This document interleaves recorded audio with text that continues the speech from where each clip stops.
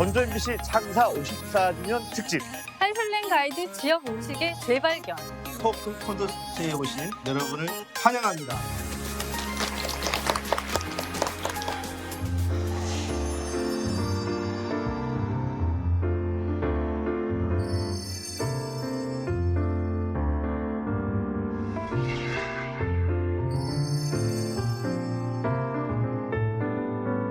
지금 여기 보여지는 음식은 굉장히 미니 사이즈의 앙증맞은 비빔밥이에요. 예쁘죠? 2009년도에 한식 스타 셰프를 한 적이 있었어요. 거기에서 스위스 다보스 포럼에 한국의 밤이 열렸었거든요. 비빔밥을 외국인들에게 소개를 하기 위해서 만들어진 앙증맞은 핑거푸드 스타일의 비빔밥입니다. 이것은 우리가 평소에 익숙한 비빔밥이죠. 여러분은 한식이라고 하면 무엇이 가장 먼저 떠오르시나요? 역사적으로 오랫동안 100년 전에 선조들로부터 먹었던 음식이 한식일까요? 아니면 변화가 돼서 현대화된 지금의 음식이 한식이라고 할 수가 있을까요? 지금 여기 보이는 짜장면은 한식일까요? 아닐까요? 짜장면은 산둥 지역의 짜장면이 우리나라로 건너와서 우리 입맛에 맞게 변형이 된 음식이죠. 짜장면의 역사를 들여다보면 분식 장려 운동도 있고요. 가파르게 경제가 성장한 우리의 역사를 들여다볼 수가 있습니다. 우리의 소중한 한식이죠. 옆에 있는 이 부대찌개는 어떤가요? 우리 한식인가요? 햄과 소세지가 너무 많이 들어있어서 한식이 아닌가요? 우리 한식이죠. 전쟁과 가난을 경험한 지금은 우리의 소울푸드기도 한 부대찌개는 한식입니다. 우리 한식은 탕밥 문화에 길들여져 있어요. 유난히 걸쭉한 국물을 좀 좋아하죠. 그래서 이 부대찌개도 국물을 좋아하는 우리 문화에 맞게 또 김치를 넣어서 탄생이 된 우리의 소중한 한식입니다. 여기 보여지는 음식 아시죠? 신선로예요. 신선로 보통 궁중 음식이라고 생각하시죠? 신선로는 한식인가요? 네, 한식으로 궁중 음식으로 대표되는 게 신선로인데 신선로의 이 식기는 중국에서 만들어졌어요. 중국에서 허거즈라고 하는 그릇이거든요. 여기 보이시는 음식은 뭘까요? 네, 태국의 똠양꿍이에요. 저는 컨디션 안 좋을 때 똠양꿍을 챙겨서 먹거든요. 신선로가 중국에서 이 식기가 만들어졌다 보니까 그 주변에 인도네시아라든지 베트남, 태국 등지에서는 비슷한 음식들을 만날 수가 있어요. 가운데 숯불을 피우고 가장자리에다가 국물을 끓여가지고 어육이라든지 채소를 익혀서 먹는 풍속은 어디든지 찾아볼 수가 있어요. 비슷비슷하죠. 그러면 신선로는 우리 한식일까요? 이렇게 따지면 우리는 한식을 얼마나 정확하게 개념을 내리고 규정을 지을 수가 있을까요? 우리 한반도는 동북아시아에 위치해 있지만 중국하고 굉장히 가깝게 붙어 있어요. 그래서 우리 음식 문화를 따라가서 살펴보면 중국의 음식 문화의 영향을 굉장히 많이 받았음을 알 수가 있습니다. 그리고 또 중국의 음식 문화를 살펴보면 이슬람이라든지 인도, 지중해 농경 문화와 큰 맥이 다 있어요. 그러니까 우리 음식 문화를 살펴보려면 중국 음식 문화 알아야 되죠. 중국 음식 문화를 알려면 어때요? 거슬러 올라가서 인도, 이슬람, 지중해, 농경 문화를 또 함께 봐야 되는 거예요. 그래서 문화라고 하는 것을 살펴보다 보면 그 순수한 원형이라는 거를 단정 지을 수가 없어요.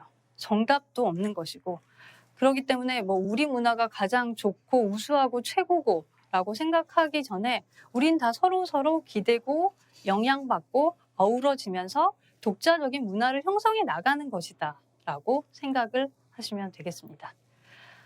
여러분들은 하루에 음식을 몇 번 정도 드시나요?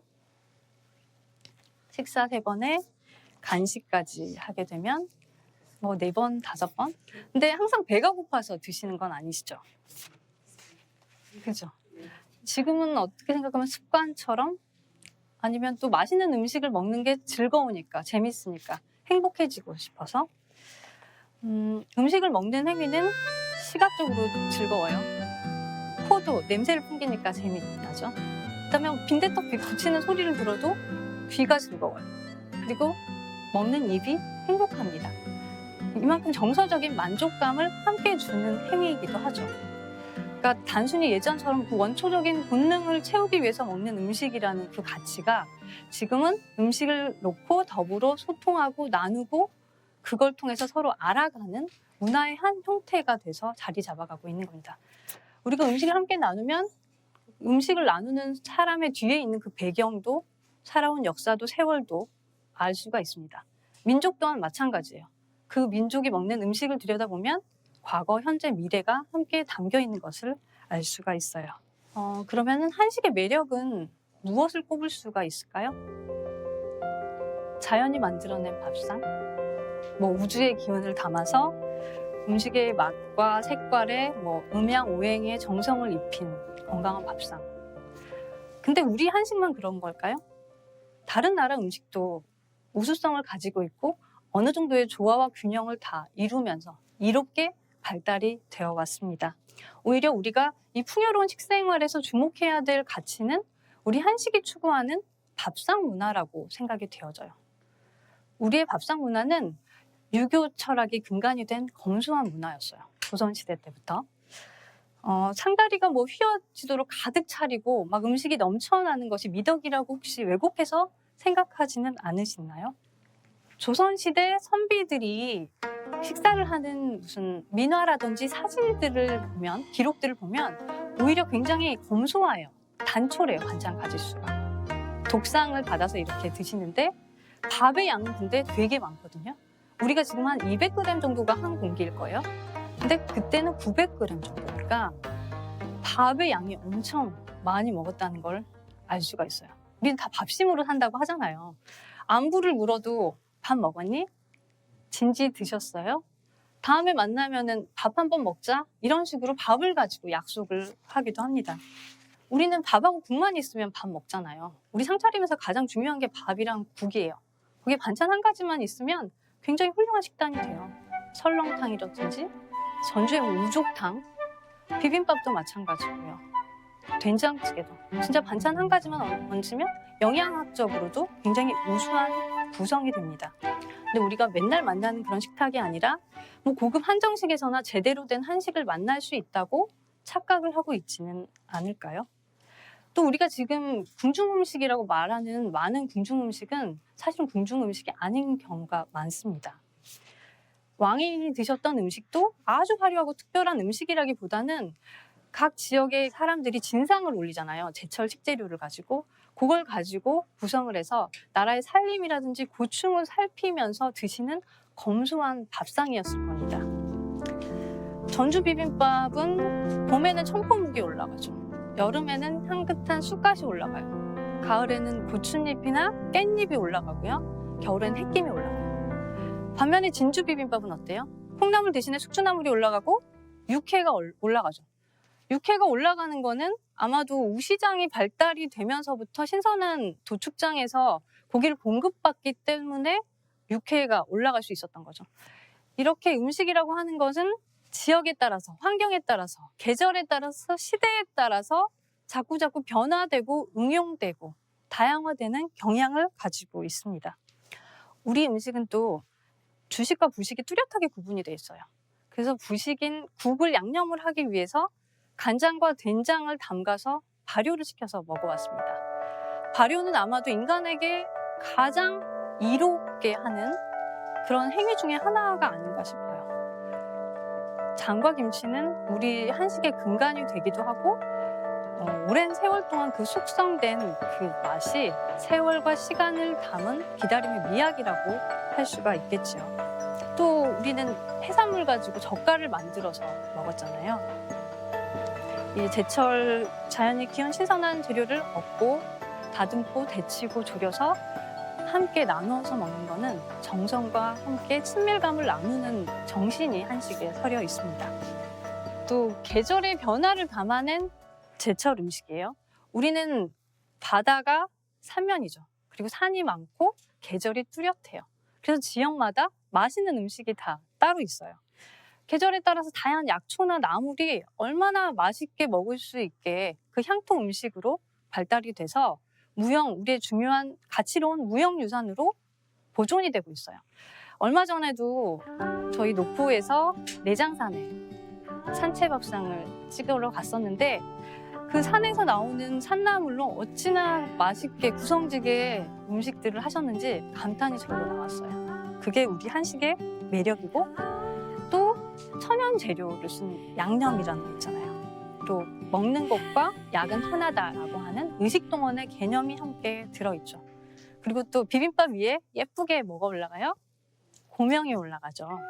고명도 우주의 색깔을 담았고 자연의 철학을 담았다고 하는데 천연 재료에서 얻어낸 이 고명은 정성과 영양을 함께 갖췄고 또 맛과 멋이 있는 아름다운 우리의 문화이기도 합니다. 그러면 우리는 이런 한식에 어떤 가치를 담아야 될까요? 지금은 음식의 가치는 시대에 따라서 변해요. 예전에는 먹고 사는 게 힘들어서 그랬다면 지금은 문화가 됐다 그랬죠. 그리고 또 그 문화는 시대에 따라서 패러다임이 자꾸 바뀝니다. 우리가 소통하고 행복해지기 위해서 찾고 음식 앞에서 마음을 열어요. 우리는 탕 위에도 굉장히 좋은 일품 요리들을 많이 갖고 있어요. 전류 있죠? 국수류 있어요. 만두류 있어요. 떡도 있고요. 또 마실거리, 막걸리 같은 것도 있고 모주, 다과류도 있어요. 이런 것들이 모두 우리의 훌륭한 산업 자원이라고 할 수가 있어요. 가까운 나라 일본만 봐도 일본은 굉장히 빠르게 일본화 시켜서 발달을 시킵니다. 커틀릿도 그렇죠. 커리, 우동, 라면, 짬뽕 다 일본화 시켜서 발달을 시켰어요. 우리는 아주 오래전에 조선시대에 서양과 만났지만 우리 역사를 돌아보면 안타깝게도 우리화를 시킬 수 있는 계기도 없었고 기회도 없었고 여유가 없이 지금이 흘러왔어요. 근데 지금은 우리 여행도 되게 많이 다니죠. 그리고 우리나라에서 먹고자 하면 어느 나라 음식이든지 다 찾아서 먹을 수 있는 시대가 됐어요. 너희 건 우리 거 이렇게 서로 나눌 게 아니고 겸허하게 받아들이고 좋은 거를 모두 다 받아들여서 우리화시켜서 계승시켜야 되는 노력이 필요한 시기라고요. 그래서 21세기를 한식의 혼종시대라고 합니다. 세계 음식의 장점들을 다 모아서 다른 나라가 가진 장점을 부러워만 할 게 아니라 아주 적극적으로 받아들이고 이해하고 우리 것으로 만든다고 하면 우리 한식의 가치도 또 우리 삶의 가치도 우리가 계승해주는 우리 후손들의 삶의 가치도 달라지지 않을까요? 오늘의 강의를 여기서 마치도록 하겠습니다.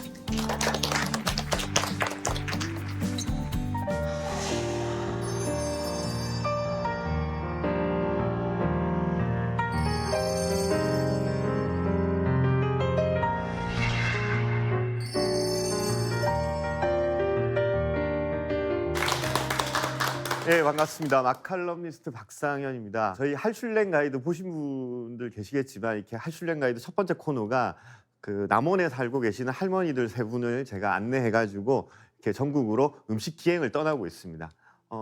처음 갔던 곳이 우리가 이제 경남 통영을 시작으로 지금까지 한 4개 도시 정도를 다녔습니다. 그래서 저는 이제 이 할머니들을 모시고 가는 것이 참 의미 있다고 생각하는 것 중에 하나가 요즘 음식 프로그램을 보시면 여러분 거의 대부분이 젊은 사람들 혹은 연예인들 이렇게 나와서 얘기를 하는데 제가 모시고 가는 할머님들은 애지간한 음식 식재료들은 다 직접 재배를 하십니다.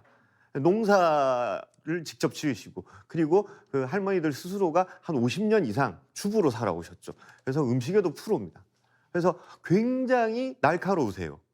비록 남원이라는 작은 마을에서 살아오셨지만 전국 어디에 가시더라도 이 전라북도 도민 특유의 음식 자부심으로 똘똘 뭉치셔가지고 냉정한 그 판단을 잃지 않으시는데 그래서 저는 이제 할머니들과 이렇게 다닐 때마다 너무 즐겁습니다. 할머니들은 이렇게 새로운 음식 이런 것들에 전혀 꺼리낌 없이 이렇게 이제 맛보시고 또 냉정하게 평가들을 해주시고 이렇게 해서 전 늘 할머니들과 같이 다니면서 저는 다만 안내를 할 뿐이고 제가 훨씬 더 할머니들의 어떤 그 지난 세월 동안의 경험들 속에서 많이 배우고 있습니다.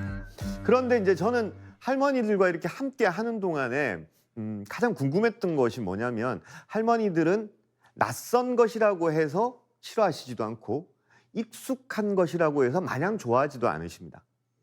그래서 어떨 때는 정말 아무리 나에게 익숙한 음식이라도 그것이 할머니들의 기준에 미치지 못하면 또 이 할머니들이 뒤끝이 장렬입니다. 그래서 정말 가차없이 이렇게 하시고 그럴 때는 사실 제가 만든 음식도 아닌데 제가 안절부절 못하고 이럴 때도 있고 또 의외에 이렇게 보시다시피 프랑스에서 공부를 하고 온 파티시에가 만든 이런 디저트들 드실 때는 꼭 소녀 같은 그렇게 즐거워하시고 이렇게 하시는 걸 보면서 제가 늘 이렇게 이제 어떤 보람, 할머니들을 모시고 다니는 보람을 느끼는데 근데 이제 저는 그럴 때마다 이렇게 이제 생각을 하는 거죠. 과연 무엇이 이분들을 이렇게 즐겁게 하는 것인가? 그리고 이분들뿐만 아니라 우리는 왜 그 지역에 가서 그 지역의 식재료로 만든 향토 음식들을 찾는 것인가? 사람들을 끌어들이는 매력은 과연 무엇일까? 이런 질문들을 스스로에게 늘 해봅니다. 그래서 그 질문을 찾기 위해서 저도 오늘 여러분들에게 이런 강의를 통해서 저도 같이 한번 여러분들하고 한번 고민해 봤으면 좋겠다라는 거죠. 우리가 흔히 여러분들 저기 유럽 이런 곳들 그리고 김혜원 교수님 말씀하실 때 일본 이런 데 가면 음식 문화가 굉장히 발달돼 있습니다. 유럽, 프랑스 이런 데 가면 정말 훌륭한 음식점들이 너무 많죠. 음식의 수준도 너무 뛰어난 것 같아 보이고. 하지만 한 500년 전만 해도 우리가 그들보다 훨씬 더 음식 문화가 뛰어났습니다. 그래서 우리는 그들이 우리보다 훨씬 더 조상들로부터 물려받은 게 많을 것이다라고 생각하는데 천만의 말씀입니다. 전통은 말입니다, 여러분. 무엇을 물려받았느냐의 문제가 아니라 내가 물려받은 것을 어떻게 해석하고 활용하는가의 문제입니다.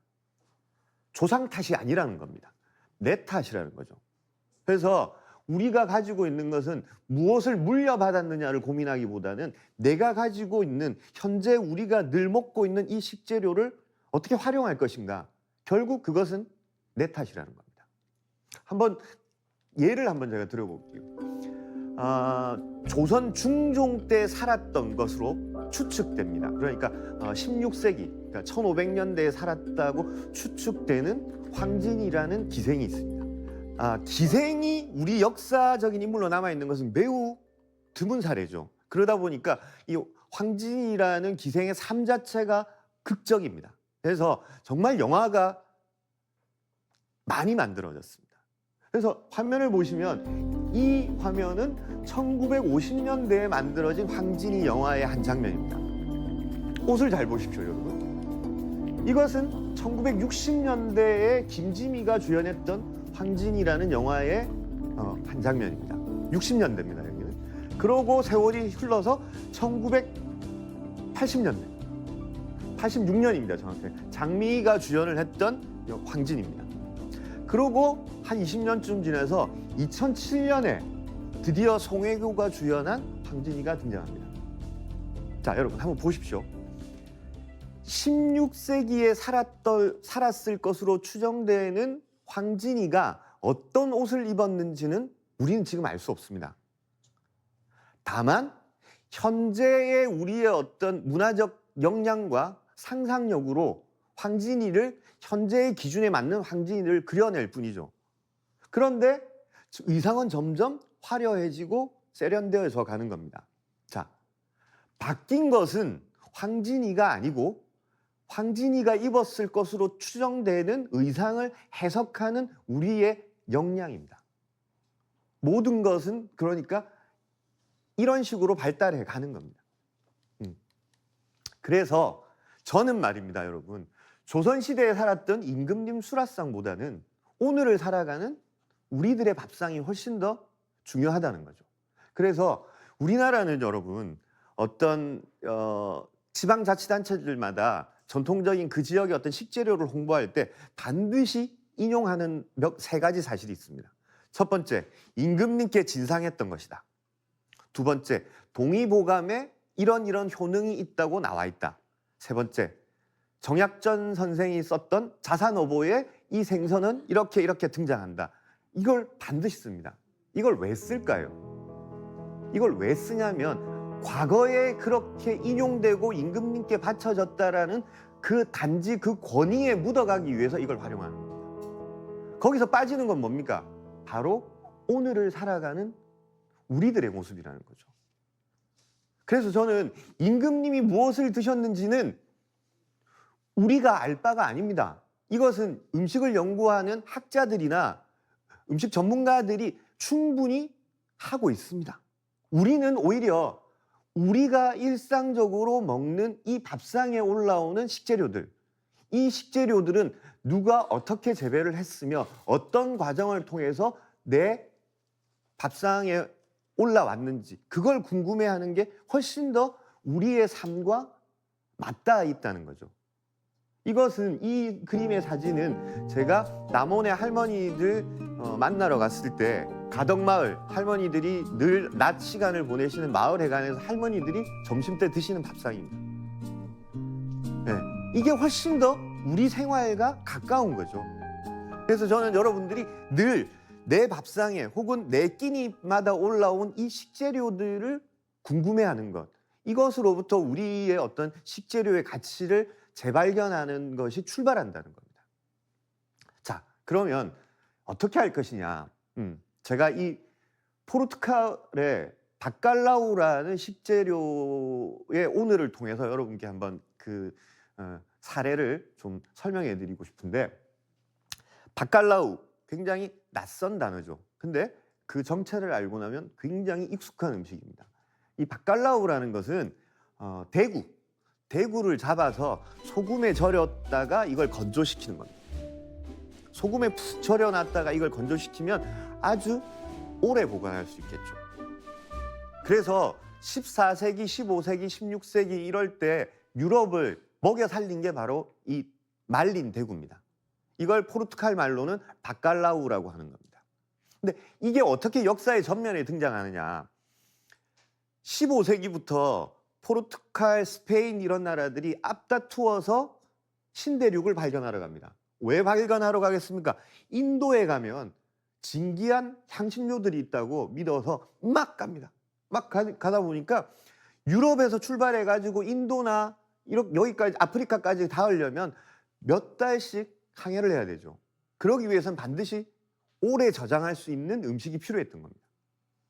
요즘 같으면 냉동시설, 냉장시설이 발전했기 때문에 얼마든지 가능하지만 예전에는 소금에 절이거나 말리거나 하는 방법밖에 없었습니다.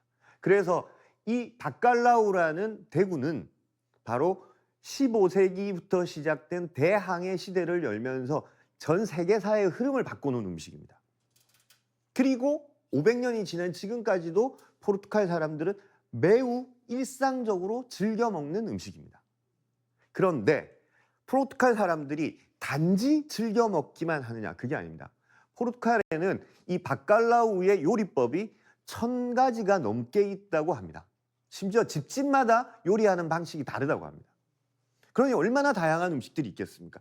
포르투갈의 어떤 대중 음식점을 들어가더라도 이 말린 대구로 만든 음식을 먹을 수 있습니다. 대표적으로 이렇게 말린 대구를 물에 절여가지고 소금기를 빼고 이걸 익혀서 빵 위에 올려가지고 이렇게 채소랑 혹은 햄 같은 걸로 같이 먹는, 이건 아주 일상적인 식사입니다. 여기서 그치느냐? 그게 아니고 포르투갈은 워낙에 일찍부터 해양 문화가 발달한 도시여가지고 음식의 수준이 매우 높습니다. 그래서 유럽에서도 최고의 레스토랑으로 평가받는 그런 레스토랑들이 많이 있습니다. 그리고 그 레스토랑을 운영하는 오너이자 그리고 그 레스토랑의 음식을 모두 만드는 셰프는 반드시 포르투갈 사람입니다. 그러면 보통 여러분 고급 레스토랑을 가면 이렇게 코스 요리가 있죠. 쭉 순서대로 나오는데 포르투갈의 고급 레스토랑을 가면요, 반드시 예외할 없이 이 바칼라우 요리가 나옵니다.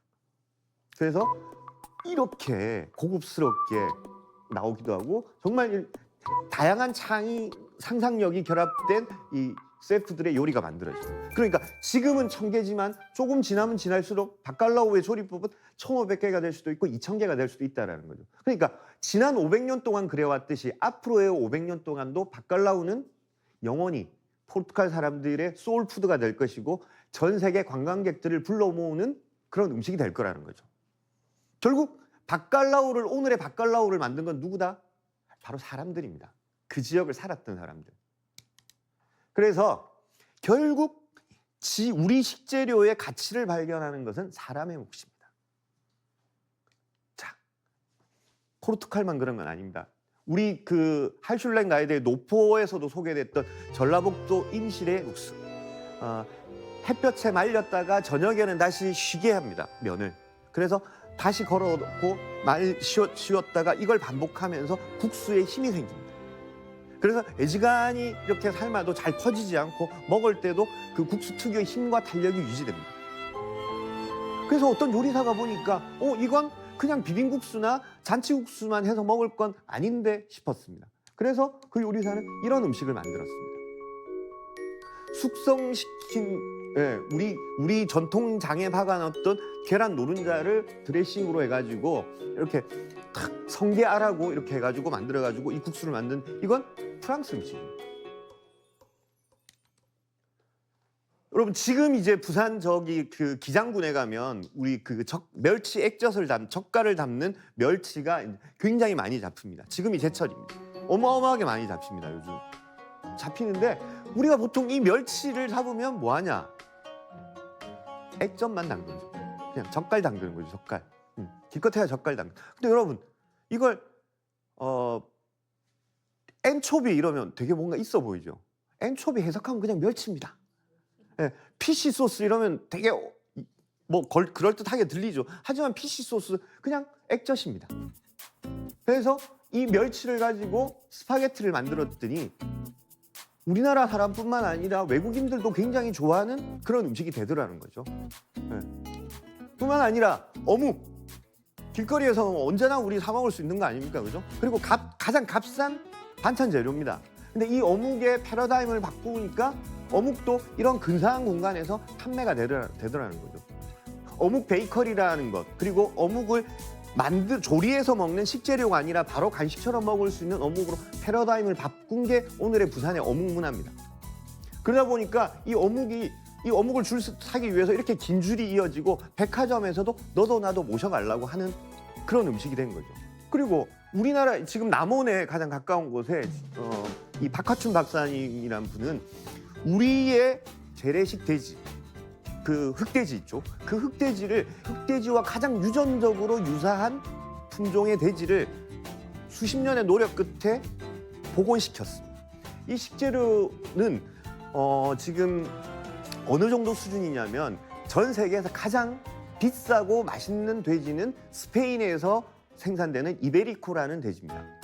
근데 그 이베리코와 비교했을 때 전혀 손색이 없는 걸로 전문가들이 직접 비교 시식해가지고 평가를 하고 있어요. 자, 그 다음은 이렇게 육종학자가 수십 년의 노력 끝에 이런 훌륭한 품종의 돼지를 만들어냈으면 그 다음은 누구의 몫일까요? 이것을 활용하고 소비하는 바로 우리 스스로 자신들의 몫이라는 거예요.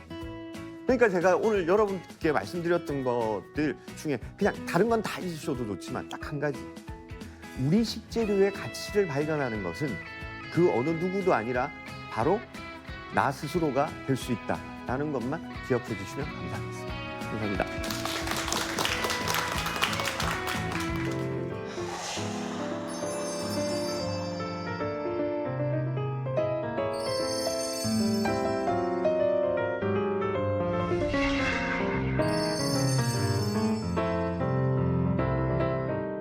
우리나라의 식문화의 중심은 호남의 음식 문화가 있었습니다. 지역의 풍토와 기후와 경제, 사회, 그리고 종교 전반적인 것이 발달이 되면서 우리나라의 가장 중심에 가장 축이 되었던 게 우리 호남의 음식 문화였던 것 같습니다. 그리고 향토 음식의 개념을 보면 여러분들은 오늘 향토 음식을 왜 제가 하게 되었는지 아실 겁니다. 워낙 향토적으로 이렇게 생겨서 오늘 제가 향토 음식에 대해서 이야기를 하게 되었습니다. 그리고 이 향토 음식이라 하면은 왠지 촌스럽고 왠지 시골스럽고 그렇지만은 우리가 떨어져서 살 수 없는 것, 우리가 먹지 않아서는 살 수 없는 음식이 향토 음식입니다. 그리고 멋있게 또 표현을 한다 그러면은 보통 로컬 푸드라고도 많이 하시죠. 우리가 살고 있는 반경에 50km 이내에 장거리를 이용하지 않고 바로 먹을 수 있는 우리 지역 전주 지역 같은 데 보면은 미나리도 있을 수도 있고 콩나물도 있을 거고 로컬 푸드가 굉장히 많이 있습니다. 가까운 데 또 가면 부안에 가면은 백합이 있을 수도 있고 그렇지만 백합이라든가 그 전에는 그 발에 치일 정도로 많았던 그 백합들이 새만금이 있으면서 생기면서 또 지금 그 소중한 식재료가 지금 또 사라지고 있습니다. 이러면서 우리 향토 음식이 차츰차츰 기후와 토질과 그다음에 이런 사회적인 전반적인 것 때문에 또 변화도 하고는 있습니다. 그리고 우리 호남에서는 또 기름지고 또 평야가 있기 때문에 콩나물국밥이라든가 비빔밥 여러 가지 또 형태의 음식이 있고 각 지역의 특성이 있어서 고창에 가면 풍천장어 그다음에 또 진안의 애젓찜 뭐 이런 형태로 또 발달이 되고요. 그리고 남쪽으로 가다 보면은 진도의 홍주라고 들어보셨죠? 진도에 홍주가 있는데 그건 영광 토주 50도 가까이 되는 술로 닿습니다. 그런 진도 홍주도 있고요. 그런 남원 가면 남원 추어탕도 있고 꼬들빼기도 있고 지역에 따라서 음식들이 바뀌는 거죠. 전라도 음식을 보면은 옛말에 개성에 버금가는 솜씨가 사치스럽다 할 정도로 우리 호남 음식은 사치스럽고 굉장히 음식이 발달이 많이 됐습니다. 그리고 조선의 양반들의 멋있는 그런 멋있고 맛있는 그러한 맛들만 뽑아오는 게 우리 호남의 음식 문화였던 것 같습니다. 그것은 우리가 기름지고 자원이 많고 이렇기 때문에 그러한 음식들이 많았던 것 같습니다. 보면은 우리가 솜씨가 너무너무 좋아요. 그래서 뭐 하나라도 상에다 올리려고 보면 전주에서 막걸리 한 잔을 먹더라도 상다리가 부러지게 나옵니다. 남도에 가도 상차림 한번 보십시오. 얼마나 화려하고 예쁩니까? 우리는 정말 따뜻한 기온에서 기름진 평야에서 음식들이 나오기 때문에 산과 들에서 너무나 좋은 식재료가 많이 나옵니다. 그런데 우리가 보다 보면은 옛날에 김치를 담가 놓더라도 남도의 김치라든가 이런 거 보면은 좀 간이 셉니다. 간이 세고 그다음에 고춧가루 사용량이 또 많습니다. 그리고 얼마 전에 이 백반집 전주의 유명한 백반집에 갔더니 독조기라고 내주시는데 독조기가 무엇인지 아십니까 혹시? 예, 소금에 절인 굴비를 독조기라고 하는데 어르신들 입맛 없으면은 그걸 한 점을 딱 드리면은 그 입맛이 돌아온다고 해서 가장 깊은 곳에 숨겨놓고 어르신들만 조금씩 내주는 독조기라는 그걸 저는 처음 봤습니다. 처음 봤는데 그러한 음식 문화들이 흡사 어디하고 비슷하냐면은 영광에 가면은 마른 보리굴비를 절여놓는 그러한 맛이 나더라고요. 그러한 음식 문화가 발달이 된 것이 우리 전주입니다. 또 양생 음식이 또 많습니다. 보면은 애저 하면은 잘 모르시는 분들도 계시겠지만은 뭐 애젓찜, 진안에 가면 애젓찜. 그걸 어떻게 먹어? 그렇지만은 그 기후적인 거, 지역적인 것 때문에 그렇게 발달이 된 겁니다. 제 생에 잊지 못할 향토 음식들이 많이 있는데요. 저는 나주목, 전주목 해가지고 전라도가 벌써 된 지가 1000년이 됐습니다. 근데 저는 그 나주목에 관아를 놀이터 삼아서 제 그 유년 생활을 거기서 즐겼던 사람입니다. 그래서 그 나주의 금성관이라고 해서 곰탕집이 확 형성이 되기 전에 그 태자리에서 이제 제가 태어났습니다. 그래서 거기에 유명한 이제 곰탕집 이름이 희읍 식당이 있는데 거기에 이제 그 원조 때부터 그 호랭이 할머니라고 계시는데 그 호랭이 할머니하고 같이 잠을 잘 정도로 이렇게 어렸을 때 가면은 그 할머니가 제가 이제 그 삼남삼녀의 막둥이인데 막둥이 왔냐 그러면은 머릿고기를 이렇게 손질을 하시다가 거기에서 머릿고기에 한 점을 이렇게 먹여주시고 기름장에다 딱 찍어서 먹여주시고 이제 그런 생각에 서울에서 가장 힘들고 좀 어려울 때 그 수육 한 점의 그 힘이 그 대단하다는 것을 느꼈습니다. 그 힘들 때 그 나중에 그 곰탕집의 할머니가 그 해주신 그 해주신 음식보다도 그 한 점이 그 에너지를 농축시켜서 여태까지 셰프로서 30년을 길을 만들어주신 그러한 음식들이 우리의 또 향토 음식이지 않나 싶습니다. 그리고 그 비슷한 음식이 또 전주에 가니까 우족탕이라고 있더라고요. 그 우족탕은 그 탕이라든가 국밥이라든가 그 주인네가 새벽 3시에서 4시에 일어나지 않으면 그날 탕을 못 나옵니다. 그 그만큼 정성이 들어가서 나오는 게 그 우리의 탕 문화고, 아침에 새벽에 불을 지펴야지만 나오는 게 곰탕이라든가 우족탕이라든가 국밥이 될 수가 있겠죠. 그리고 우리 순창에 가면은 이기남 할머니라고 4대째를 이어오신 종갓집 맏며느리신데, 그 고추장만 하나가 맛있는 게 아니라요, 모든 음식이 신비스럽습니다. 정말. 그 뭐 정과라든가 어떠한 그 옛날에 영의정이 드셨던 음식이라고, 이것도 먹어봐. 저건 이제 벌써 나이가 100살이 다 되시는 할머니인데요. 지금도 목소리가 쩌렁쩌렁 하시고, 거기서 그 가마솥에서 내는 그 고추장의 맛, 그 맛이 이제 순창 고추장을 이어갔고요. 그리고 우리 지역에서 먹었던 향토 음식이지만, 저는 이제 일본에서 이렇게 잠깐 유학을 하면서도 가봤던 데가, 이제 일본에 가면은 미슐랭 3스타를 받아서 오노지로시라 그래서 초밥 1인분에 이런 말 해도 된가 모르겠지만은 약 40에서 50만 원 정도 합니다. 초밥 1인분에. 그렇지만 오바마나 그 일본 총리가 예약이 안 돼서 난리가 될 정도로 그 집은 굉장한 집입니다. 그 집 같은 경우는 계속 역사를 이어오면서 그 음식 문화를 대해서 인정이 되고 그런 것을 존중을 해주는 그런 문화가 형성이 됐기 때문에 미슐랭 3스타도 받고, 이제 그러한 것들을 과정을 쭉 겪어오면서 그러면서 이제 그 미스터 초밥왕이라는 그 일본 만화를 혹시 아신가요? 거기 보면은 오타루 지역에 가면은 쇼타가 거기에서 자기 아버지 가게에서 수련을 하기 위해서 나오는 오타루의 조그만 마사스 씨라고 있는데, 그 스시집에서 태어나서 이런 그 전개를 해주는 그런 만화가 있어요.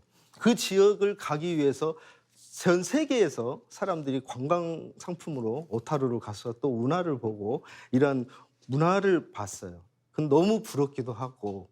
근데 일본이 이제, 저는 이제 일본 요리를 이제 전공으로 하기 때문에 보는데, 고독한 미식가라고 요즘 한참 뜨는 그 TV가 있더라고요. 아시죠? 예. 그런데 그 고독한 미식가가 가장 한국에 와서 첫 방영지가 전주의 조그만 청국장 집입니다. 그만큼 일본이나 전 세계적으로 우리 전주나 이쪽 호남의 음식에 관심은 대단합니다. 왜 그 사람들이 그 청국장이라는 조그만 그 우리 시골 향토 음식이지만은 그걸 찍으러 일본에서까지 왔겠습니까? 그만큼 관심을 많이 갖고 있고, 앞으로는 우리의 관심을 많이 여러분들이 많이 지켜줘야 되는 음식이 우리의 향토 음식이라고 생각합니다. 보통 우리 주위에 콩물국수도 있지만은 먹는 방법들이 좀 틀리더라고요. 우리 호남에서는 또 이렇게 또 설탕을 많이 또 이렇게 부어서 드시고, 또 서울 분들은 소금을 넣어서 이렇게 드신단 말이에요. 그럼 여의도에 가면은 유명한 콩물국수 집이 있어요. 거기는 정말 정재계 유명하신 분들이 다 있는데, 딱 보시면은 설탕을 딱 넣으신 거 딱 보면은, 전라도요? 맞습니다. 전라도 맞습니다. 우리의 커가면서 우리 먹었던 음식들이 그만큼 틀리다는 거죠. 근데 우리가 보면은 필드에서 열심히 뛰고 계신 긴자의 윤미월 선생님이라고, 그분은 그 장사하기 힘든다는 긴자에서 투스타, 미슐랭 투스타를 받으면서 김치 산업, 그리고 우리나라의 음식을 알리는데 또 선구자적인 역할을 또 하고 계신 분들도 계십니다. 근데 이러한 분들이 계속 양성이 되고 우리의 음식을 또 알리는 이러한 계기가 돼서 우리 향토 음식들도 많이 알렸으면 좋겠습니다. 그래서 이제부터는 각 지자체에서 발등이 딱 떨어졌습니다. 난리가 아닙니다. 자기의 향토 음식을 발굴해내고 그것을 찾기 위해서 난리가 아닙니다. 광주에서는 지금 광주광역시에서는 광주의 주먹밥, 그리고 광주의 뭐 상추튀김. 여러분들 상추튀김 하면은 상추를 튀긴다고 이렇게 아시고 혹시 계신가요? 아니죠, 아시죠? 예. 그런데 서울 분들 오시면 굉장히 신기해합니다. 상추를 어떻게 튀겨서 먹지? 그렇지만은 그러한 음식들이 벌써 30년, 40년 학생회관 뒷골목에서 우리 어머니 고개 끄덕끄덕 하시는데, 거기에서 이렇게 튀김집에서 먹었던 오징어 튀김을 상추에다 이렇게 싸서 먹는 그 문화가 벌써 보면은 우리가 향토 음식이 되어 있다는 거죠. 근데 이러한 음식들을 발굴하고 지켜내는 것들, 이러한 것들을 노력을 계속 해야 될 것 같습니다. 그리고 또 우리 목포 같은 데 보면은 이제 4월 중순께 마제도시 목포 선언식을 해서 뭐 거기에서 이제 유명한 박나래 씨랑 뭐 이렇게 막 와가지고 거기서 이제 목포 각 지자체에서 구미, 육미, 신미 막 이런 식으로 해서 자기가 여태까지 이렇게 과장해서 지켜오고 있던 향토 음식을 계속 발굴해 내놓고 그것을 이제 문화적인 사업으로 만들고 그걸 상품화 만드는데 지금 지자체단들이 난리가 났습니다. 그러면은 우리 전주 하면은 어떤 향토 음식이 또 많이 보급이 되고 많이 알려졌으면 쓰겠어요? 전주 비빔밥은 뭐 원래 유명하고요. 얼마 전에 이제 노포를 찍으면서 군산에 유명한 빵집이 있어요. 그 빵집을 촬영하면서 놀란 게 줄이 이렇게 쭉 서 있으니까 그 다른 약국도 있을 거고 뭣도 있을 건데 그분들한테 물어봤어요. 방해되지 않냐고. 근데 그 전에 그 어머니 때 그때 뜨끈뜨끈한 빵이 나오면은 앞에서 노점상을 하시는 야채 노점상을 하시는 분 어머니들이나 그리고 택시 운전하시는 분들, 청소하시는 분들 그런 분들까지도 이렇게 빵을 따뜻한 빵을 주시면서 그 정을 그렇게 베푸셨다고 하더라고요. 그래서 주위의 인심이 굉장히 또 좋다고. 그래서 이분들도 줄을 해서 자기 본인의 가게를 줄을 막아도 아마 또 원성도 안 하시고 우리 지역을 알리는 유명한 빵집이지 않냐. 그래서 더 뭐 호응을 해주시더라고요. 그러한 것들이 이제 지역사회 시민들이나 똘똘 뭉쳐서 그런 향토 음식을 재발굴하고 한다 그러면은 굉장히 좋은 기회가 될 것 같습니다. 우리 전주라든가 이쪽 익산, 우리 남원 이런 호남의 음식들이 전 세계화되고 그러한 시기가 분명히 돌아올 거라고 믿습니다. 우리가 스쳐 지나가는 우리 향토 음식이 얼마나 소중하고 우리가 아껴야 될 음식이라고 여러분들도 많은 관심과 배려 부탁드리겠습니다. 감사합니다. 오셔서 이렇게 강의 함께 해주셔서 너무 감사드립니다. 최근에 개봉했던 무려 1,600만 명이 넘는 관객을 동원했던 영화 극한 직업에서 나온 유명한 대사가 있죠. 지금까지 이런 맛은 없었다. 아마 저는 그렇게 생각을 합니다. 지금까지 이런 음식 프로그램은 없었습니다. 아마 앞으로도 없을 겁니다. 왜냐? 할머니들을 주인공으로 내세우는 프로그램은 전주 MBC 정도의 정신 나간 방송국이 아니면 절대로 기획할 수 없는 거라고 생각을 합니다.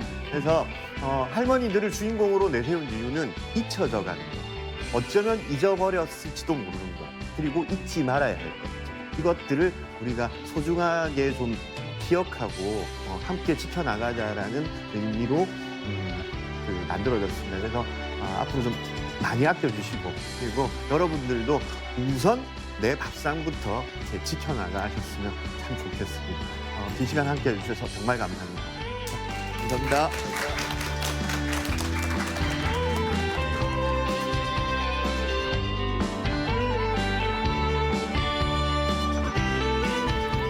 이 프로그램은 수제 초코파이의 원조 P&B, 내 몸의 온도를 높여주는 고사리 아주맘 황토생강, 준비 없이 떠날 수 있는 콩쥐 팥쥐 한옥 리조트와 함께합니다.